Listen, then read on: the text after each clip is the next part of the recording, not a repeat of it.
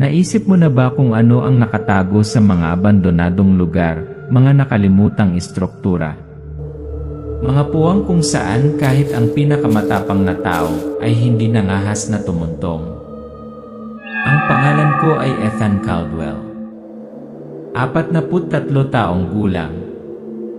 Isang lalaking katulad ng iba hanggang sa ang buhay ay nagtulak sa akin sa isang sangang daan na walang babalikan. Sirang kasal. Hindi maibabalik na pagkalugi. At pagkatapos ng isang aksidente na mas gugustuhin kong hindi na maalala, naghanap ako ng lugar para matakasan ang kahungkagan sa aking kaluluwa. Ang nakita ko ay isang kakaibang trabaho sa isang museo ng tren, kung saan walang mga bisita, tanging mga lumang kotse ng tren, mga kupas na larawan at isang nakakatakot na katahimikan. Doon, tila tumigil ang oras, at kakaibang mga alituntunin ang tanging pumipigil sa akin na lamunin ng kadiliman. Hindi ko alam, ang trabahong ito ang magiging simula ng isang paglalakbay na hindi ko na maibabalik. Ang halaga ng aking pag-usisa ay ang aking kalayaan. Noong unang gabi, nang pumasok ako sa museo, hindi lang ako pumapasok sa isang bagong trabaho. Pumasok ako sa isang bangungot na hindi ko magising. Isang lugar na naglalaman hindi lamang ng nakaraan, kundi pati na rin ang mga nakakulong na kaluluwa, nagbura ng mga alaala, at hindi maipaliwanag na mga misteryo. Narinig ko ang mga babala, ngunit walang makapagsasabi sa akin kung ano ang mangyayari kapag sinimulan mong sundin ang mga misyon na ibinigay sa iyo ng lumang notebook. Ang mga misyon ay hindi lamang mga trabaho, ngunit mga hamon, mga imbitasyon na sumali sa isang walang katapusang cycle. At nang gabing iyon, nang harapin ko ang batang babae na may punit na damit na nakatayo sa ilalim ng mga ilaw ng istasyon, napagtanto ko na nahulog ako sa isang bitag kung saan hindi ako makatakas. Isang tanong ang bumabagabag sa aking isipan, makukumpleto ko ba ang misyon at makatakas? O magiging bahagi ba ako ng kwentong ito, isa pang kaluluwa sa museo na ito, na walang hanggan na nakulong sa isang ikot na walang paraan? Pero hindi dito nagtatapos ang kwento. Samahan mo ako, Ethan Caldwell, sa paglalakad natin bawat gabi, habang ang mga kakaibang misyon ay nagiging mas nakakatakot, habang ang mga pamilyar na imahe ay nagiging mga multo mula sa nakaraan. Habang ang museo ay nagiging higit pa sa isang lugar upang mag-imbak ng mga artifact, ngunit isang lugar upang hawakan ang mga kaluluwa na hindi maaaring palayain. At ang tanong ko sa aking sarili tuwing gabi, maaari ba akong umalis sa lugar na ito nang hindi nag-iwan ng isang bahagi ng aking kaluluwa? O magiging bahagi ba ako ng mga ghost ship mismo? Isang silweta na dumadaan sa madilim na mga bintana sa gabi, hindi kailanman naalis.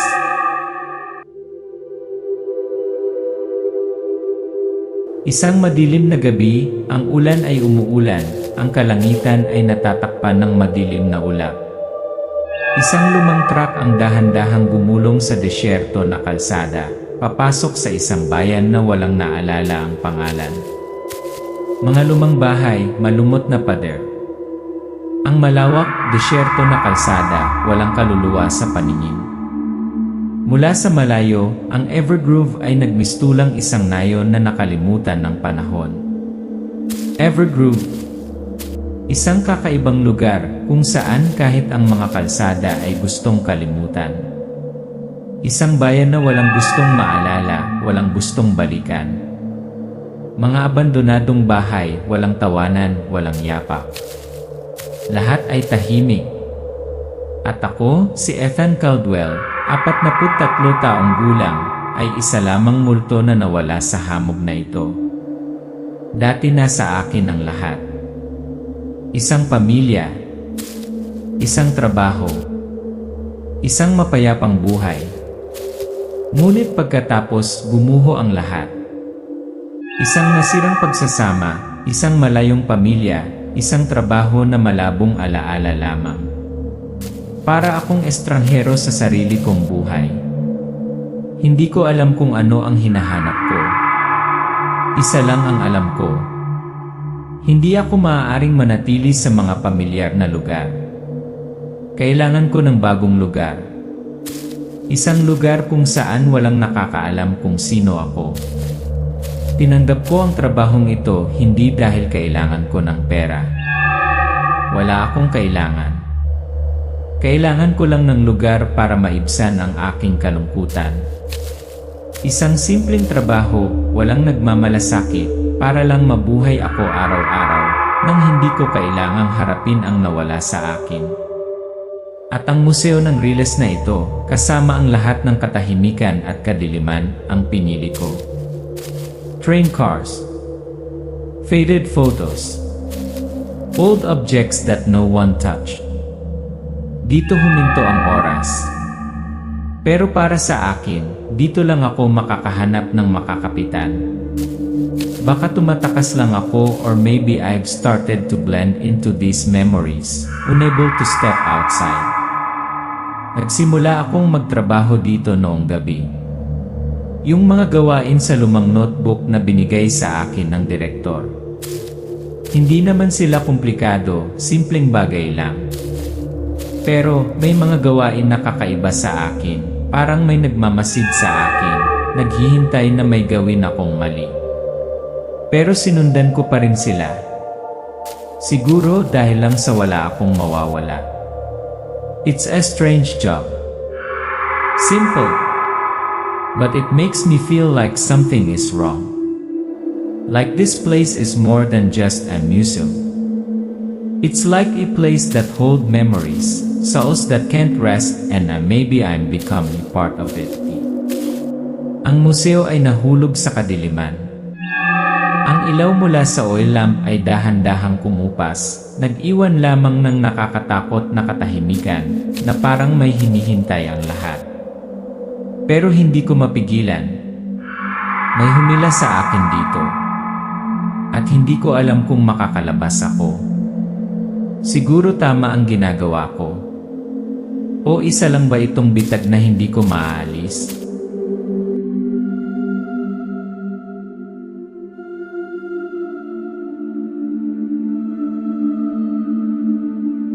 Gabi na, pumasok si Ethan sa opisina ng direktor ng museo. Ang lahat ng bagay sa silid ay nakaayos sa isang kakaibang paraan, na para bang ang oras ay tumigil dito ng matagal na ang nakalipas. Ang madilim na liwanag mula sa lamparan ng langis ay naging sanhi ng malabo at malamig na mukha ni Elres Delgrave. Tahimik siyang nakaupo sa likod ng malaking mesang kahoy, hindi tumitingin kay Ethan, ngunit nakatutok lamang sa isang notebook sa kanyang kamay. Ethan, itong babaeng ito hindi siya katulad ng kahit sinong nakilala ko. Ang kanyang mga mata ay malamig at hindi sumusuko. May katulad kaya siyang maging direktor ng museo na ito. Tumingala si Elres Delgrave, malamig at determinado ang kanyang mga mata. Ibinagsak niya ang notebook sa mesa na para bang nag-uutos. Elres Delgrave, malamig, walang ekspresyon. Ethan Caldwell, simula ngayon dito ka na magtatrabaho. This is the mission notebook. You will follow every step, no mistakes allowed. Everything in here must be done absolutely, without question. Kung nagkamali ka, walang kapatawaran. Ang notebook, ang leader na takip ay luma na, pagod na, at ginamit sa loob ng maraming taon. Unti-unting lumalabas ang mga salita sa screen. Bago pa ako makapagsalita, inabot niya sa akin ang notebook. Sa cover, may mga lumang marka, mabahong amoy. Iyon lang ang naiwan niya sa akin. Para bang ang notebook na ito ay isang sagradong bagay na hindi maaaring hawakan ng sinuman. Pero hindi ko maiwasang ma-curious. Kinuha ni Ethan yung notebook, binuksan. Ang mga dilaw na pahina, ang sulat kamay ay maikli ngunit malinaw. Ang bawat gawain ay nakatala ng detalyado. 10 oras yan, wind the clock in the living room. Make sure the clock ticks correctly. Linisin ang kaliwang bintana ng car 3. Sindihan ang lampara sa natutulog na sasakyan. Huwag patayin ang lampara. Huwag makipag-usap sa bata sa platform. Si Ethan, unti-unting nagpapakita ng pagkalito at pag-aalala ang kanyang mga mata. Ibinaba niya ang tingin sa notebook at saka bumaling kay Emrys Delgrave. Gustong magtanong pa ngunit hindi ito sumagot. Ethan, no communication with the child on the platform. Ano ang ibig sabihin nito? This is a museum supervisory job, not this kind of strange job. Emrys Delgrave nagagambala, malamig na boses. No more questions. You just need to do as written. Simula ngayong gabi. Si Ethan, puno ng pagdududa ang mukha, lumabas ng opisina, hawak-hawak pa rin ang notebook sa kamay. Ang pakiramdam na may mali sa kanyang isipan. Umalingaw-ngaw ang kanyang mga yabag sa madilim na pasilyo. Ethan, nagtataka. May nangyayari ba dito na hindi ko nakikita? This feeling, I can't explain it ni. Bumalik si Ethan sa kanyang opisina na madilim at malamig. Inilapag niya ang notebook sa mesa, nakatingin sa bintana ng museo. Ang tanging ilaw sa kwarto ay mula sa kumikislap na oil lamp. Tumingin si Ethan sa bintana. This is Lily's first time working in a place like this. Everything seems like an old, lifeless machine. But it was wrong. Tonight will be a new first night, and things won't be as simple as I thought. Mabilis na nagbago ang eksena, 10 oras iya ang orasan sa kwarto. Ang liwanag ng oil lamp ay kumikislap, ang orasan sa dingding ay nagsimulang gumawa ng mabibigat na tunog. Ang ingay ng hanging umiihip sa mga lumang bintana ay lalong nagpapadilim ng liwanag. Naglakad si Ethan papunta sa tren, kasunod ng unang gawain sa notebook, wind the clock. Boses ni Ethan. Paikot-ikot lang ang orasan. Pero bakit pakiramdam ko may nakatingin sa akin? Ang kakaibang tunog sa paligid, ang ingay na umaalingaw-ngaw sa dilim-di. Bumalik si Ethan sa train car number 3, pinunasan ang bintana. Nagsimulang kumikislap ang mga ilaw sa natutulog na sasakyan, mahina ang ilaw.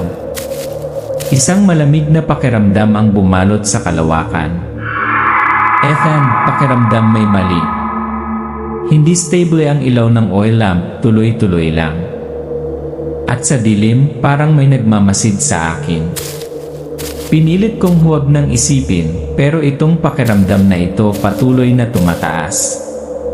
Ethan, nanginginig. Yung babae. Hindi ako makalapit. Malinaw ang nakasulat sa notebook. Don't talk to this girl. Pero bakit pakiramdam ko nakatingin siya ng diretsyo sa akin, parang hinihintay niya ako. Can I make it through the night? O ang nasimulan ko, magdadala sa akin sa isang dead end, kung saan walang makakabalik.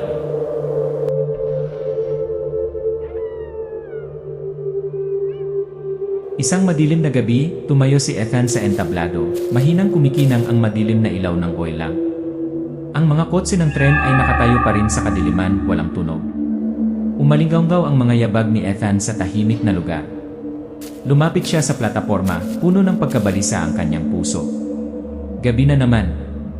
Pareho lang ang lahat. Yung feeling na hindi nawawala, pero lalo lang lumalakas sa loob ko. Little girl, bakit parang natatakot ako? Naglakad si Ethan sa kahabaan ng entablado, biglang kumislap ang mga ilaw sa itaas, at isang maliit na figura ang lumitaw mula sa malayo, na nakatayo sa ilalim ng madilim na liwanag. Ang maliit na batang babae ay nakatayo ng hindi gumagalaw, hawak ang isang pinalamanan na kuneho sa kanyang kamay, ang kanyang mukha ay hindi malinaw, ngunit ang kanyang mga mata ay tila umaakit sa lahat ng mga mata. Long shot, nakatutok sa hindi nagbabagong mukha ng batang babae. Siya yon. Unang beses siyang humarap sa akin. Hindi umiimik, hindi kumikibo, nakatayo lang doon habang nakatingin sa mga sasakyan ng tren. Ang mga mata niya hindi makataka sa akin. Yung mga matang iyon, parang may malalim na nakikita sa kaluluwa ko, parang may hinihintay. Huminto si Ethan, kumikislap ang ilaw ng oil lamp, hindi naglakas loob na lumapit sa dalaga. Puno ng pagkabalisa at hindi maipaliwanag na takot ang kanyang mukha. Naalala niya ang mga tagubilin sa notebook, "Don't talk to her on the platform." Tumalikod siya at naglakad palayo, hindi nangahas na lumingon. "I have to follow what the notebook says. I'm not allowed to talk to her." Pero bakit ngayon lang siya nagpakita? At bakit parang may invisible force na humila sa akin palapit sa kanya? Kinaumagahan, nakaupo si Ethan sa opisina ng museo, nakatingin sa notebook na may tense na ekspresyon. Binuklat niya ang mga pahina, naghahanap ng sign na makapagpapaliwanag ng lahat. Lahat ng nasa notebook ay may dahilan. Pero walang nagpapaliwanag sa babaeng iyon. Paano ko ito maintindihan? May mali. Kailangan kong malaman ang nakaraan ng lugar na ito. Natagpuan ni Ethan ang isang lumang artikulo sa pahayagan sa isang drawer na dilaw ng panahon. Binuksan niya ang artikulo at binasa, ang kanyang mga mata ay nakadikit sa mga kupas na salita. Si Eliza Warren, edad 7, ay nawala pagkatapos ng isang aksidente sa tren malapit sa Evergrove Museum noong Abril 1927. Siya ay itinapon mula sa isang tren sa isang banggaan habang naglalaro malapit sa Riles. Sinabi ng mga lokal na nakita nila siyang naglalaro sa platform, ngunit walang sinuman ang nangahas na lumapit. Pagkatapos noon, nawala siya ng walang bakas. Mga lumang larawan ng mga manggagawa, dating kawani ng museo. Malabo ang mga itim at puti na larawan, malabo ang mga mukha, ngunit lahat sila ay may isang bagay na pareho, lahat sila ay nawala pagkatapos makumpleto ang mga gawain sa notebook. Totoo. Yung mga nauna sa akin, nawala sila. Hindi sila umalis. Hindi sila tinanggal. Sila nawala lang. At itong notebook, hindi lang notebook to record work, it's a tool, an invitation to souls that can't rest. Sa gabi, nang bumalik si Ethan sa museo, ang madilim na liwanag mula sa oil lamp ay sapat lamang upang maipaliwanag ang bahagi ng kanyang mukha. Umalinggaw ang kanyang mga yabag sa tahimik na espasyo, walang ingay maliban sa hanging sumisipol sa bintana. I can't go on like this. Things are getting stranger and stranger. The tasks in the notebook, the incomprehensible rules, and that girl, nagkataon lang ba ang lahat? Or is there something dark behind it all? Naglalakad si Ethan sa mga sasakyan ng tren. Ang kanyang mga mata ay nakatingin sa kadiliman sa loob. Isang kakaibang ingay ang nagmumula sa isa sa mga sasakyan, ang tunog ng mga tuko na nagkakamot sa dingding. Naglalakad siya papunta sa kotse number 3, kung saan natatakpan ang mga bintana. Hindi siya makatiis, binuksan niya ang pinto at pumasok. Ethan, nanginginig, bumubulong. Anong naghihintay sa akin dito? Makatakas ba ako sa lugar na ito? Yung babae, yung notebook, lahat bitad ba? O parte lang ako ng larong ito? Kumikislap ang liwanag ng oil lamp, nababalot ng dilim ang lahat, tanging tunog ng hangin at kakaibang ingay mula sa mga sasakyan ng tren. Tahimik na tumayo si Ethan, parang naghihintay ng mangyayari. Ethan, nagbubuntong hininga, nag-aalala. And every night, when the darkness falls, I have to face her again. At sa lahat ng nangyari sa museum na ito, matakasan ko ba ito o parte lang ako ng kwentong ito, isang kaluluwang hindi mailalabas?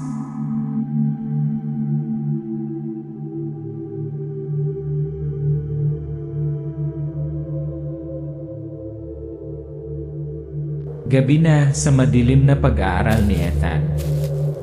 Umupo siya sa lumang kahoy na mesa, ang oil lamp na nagliliwanag sa kanyang mukha sa dilim.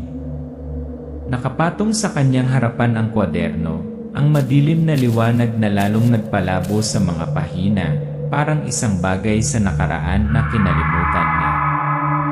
Tinignan ni Ethan ang notebook na may pagod na mga mata, ang kanyang mga kamay ay nag-flip sa mga pahina. Itong mga misyon, bakit ganito? Gabi-gabi, nagbabago ang notebook, pero laging may kakaibang instruction, request na hindi ko maipaliwanag. Huwag mong hawakan ang wall clock. Huwag kang pumasok sa car 3. At kung magsalita ang babae, huwag mong sagutin. Binaliktad ang mga pahina sa notebook. Ang mga misyon ay patuloy na naitala ng detalyado, ngunit ang bawat misyon ay may kakaiba at hindi maintindihan. Binasa ni Ethan ang bawat linya, namumuo ang pagkabalisa sa kanyang puso. Bakit ang mga misyon na ito? Ano ang kumokontrol sa akin? Bakit patuloy na nagbabago ang mga tagubiling ito? Ang lahat ay tila hindi na gumagana, ngunit isang laro na hindi ko mapigilan. Kumikislap ang liwanag ng oil lamp, sumasayaw ang liwanag sa mukha ni Ethan habang palipat-lipat sa museo, kasunod ng mga kakaibang misyon sa notebook. Dumaan siya sa mga sasakyan ng tren, naglinis ng mga bintana, sinugatan ang orasan, ngunit ang ginawa niya lang ay iparamdam sa kanya na siya ay binabantayan ng isang hindi nakikitang puwersa. Halata naman na may nakatingin sa akin. Isang malamig na pakiramdam mula sa likuran ko, kakaibang ingay mula sa mga sasakyan ng tren. Parang buhay itong museong ito, binabantayan ang bawat galaw ko. Huminto si Ethan sa harap ng malaking salamin sa hallway ng museo, na aninag ang kanyang imahe sa salamin. Ngunit habang tinitignan niya ito, ang sariling imahe ay tila nagsimulang maglaho, napalitan ng hindi malinaw na figura. Nagulat si Ethan pero walang tao sa likod niya. Ako ba yan tama? O ibang tao ba? That image can't be. Parang nakikita ko ang sarili ko from somewhere else. Ewan ko ba? Ano bang nangyayari sa akin? Kumislap ang ilaw ng oil lamp. Ipinagpatuloy ni Ethan ang mga gawain sa notebook, ngunit sa tuwing natatapos niya ang isang gawain ay may kakaibang nangyayari. Isang anino ang dumaan sa bintana, mga bulong ng tawa mula sa mga walang laman na sasakyan ng tren, at kakaibang mukha ang lumitaw sa mga lumang larawan. I can't talk to the little girl, but when I look at the photos, I see faces that are not those of the old passengers. They look at me. They know me. And every time I think about the little girl on the platform, pakiramdam ko ay lumulubog ako sa isang bagay na hindi ko makontrol. Ikatlong gabi. Pumasok si Ethan sa isang madilim na sasakyan ng tren. Ang kakaibang pakiramdam sa kalawakan ay hindi siya mapakali. Napansin niyang bumigat ang hangin sa paligid, parang binabantayan ang bawat hakbang niya. Lahat nagbabago. Hindi lang ang mga gawain sa notebook. Itong buong museo buhay. At hindi ako papakawalan nito. Feeling ko dinadala ako ng lahat sa bitat, kung saan hindi ako makakaatras. Tumingin si Ethan sa isang malaking salamin sa isang kotse ng tren. Nakapagtataka, hindi sa kanya ang imahe sa salamin, kundi sa ibang lalaki. Malabo ang mukha, ngunit pamilyar na pamilyar ang hitsura. Lumingon si Ethan sa gulat, ngunit walang nakitang tao sa karwahe. No way, it's me. Pero bakit nakikita ko ang sarili ko sa salamin? Bakit may ibang tao dyan? I'm falling into an inescapable loop. Bahagi ba ako ng bitag ng hindi ko alam? Makatakas ba ako dito? Tumayo si Ethan, puno ng takot ang kanyang mga mata. Kumikislap ang ilaw ng oil lamp habang ang mga karwahe sa paligid ay tila nagbabago. Bawat bintana at pasilyo ay nag-iba na parang nilalamon lahat. I can't escape from here. I feel like I'm being pulled into a loop. Every mission leads me to the same end. And I know, if I continue, I'll never able to get out. The girl, the notebook, this museum, it all has a connection. Pero hindi ko alam kung may lakas ako para hanapin yon. Tumayo si Ethan sa harap ng pinto ng kotse ng tren. unti-unting lumabo ang ilaw, naiwan lamang ang kadiliman at katahimikan na nagparamdam sa manonood ng matinding takot na hindi mahulaan ang mga susunod na pangyayari.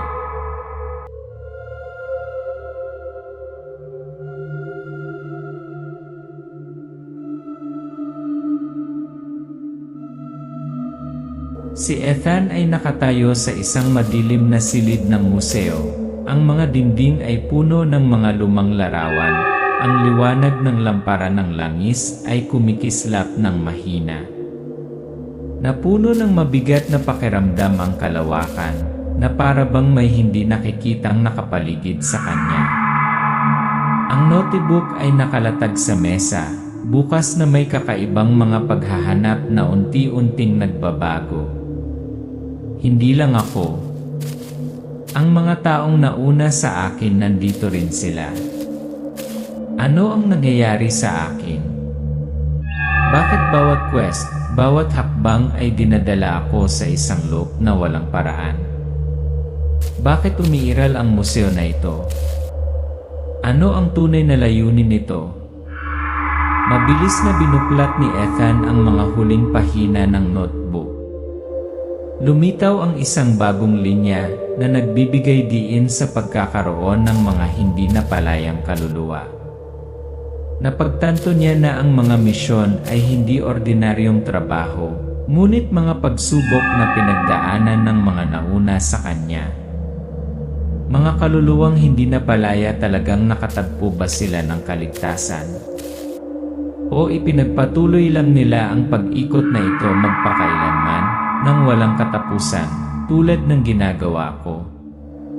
Ang museo ba na ito isang lugar kung saan nakakulong ang mga kaluluwa? Isang lugar na hindi pinapayagang umalis ng sinuman? Ang lampara ng langis ay biglang namatay. Ang buong museo ay nahulog sa kadiliman. Umalinggaw ang mga yabag sa tahimik na lugar.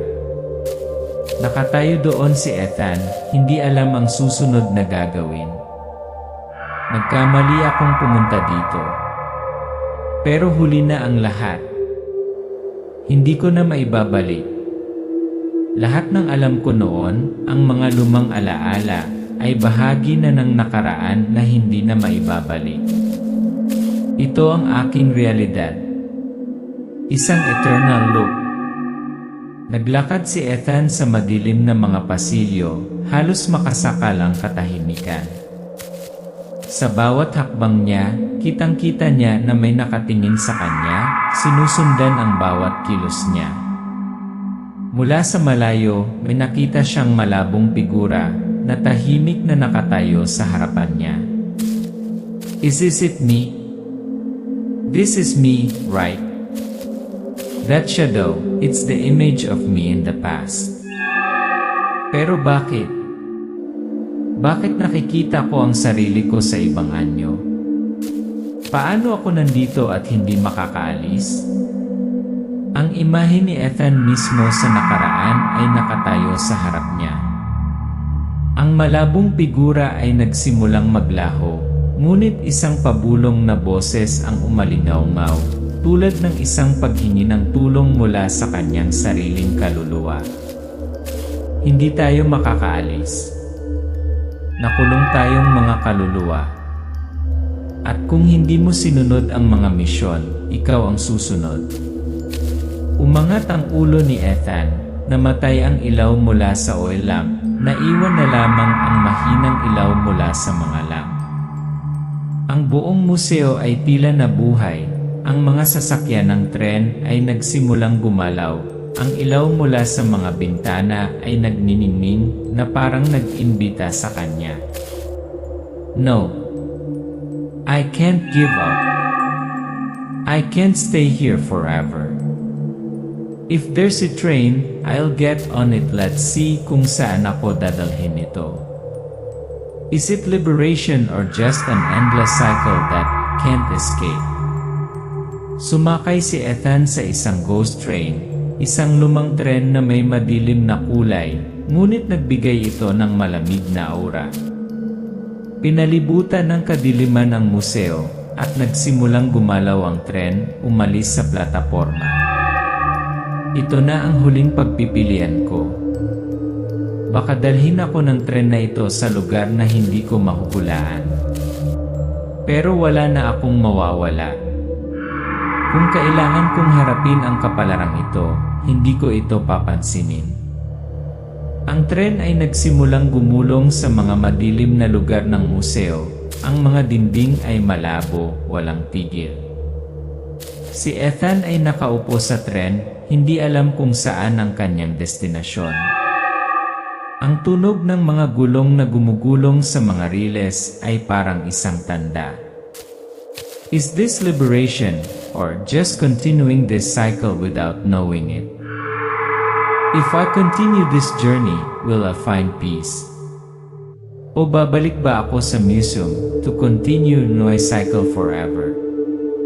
Ang tren ay dumadaos-dos sa malabong tanawin, ang mga riles ay walang katapusang kahabaan hanggang sa gabi. Si Ethan ay nakatingin sa labas ng bintana, walang nakikita kundi kadiliman at malabong mga silweta, tulad ng mga nakakulong na kaluluwa. Maaari ba akong makatakas? O magiging bahagi ba ako ng kwentong ito, isang kaluluwang walang katapusan?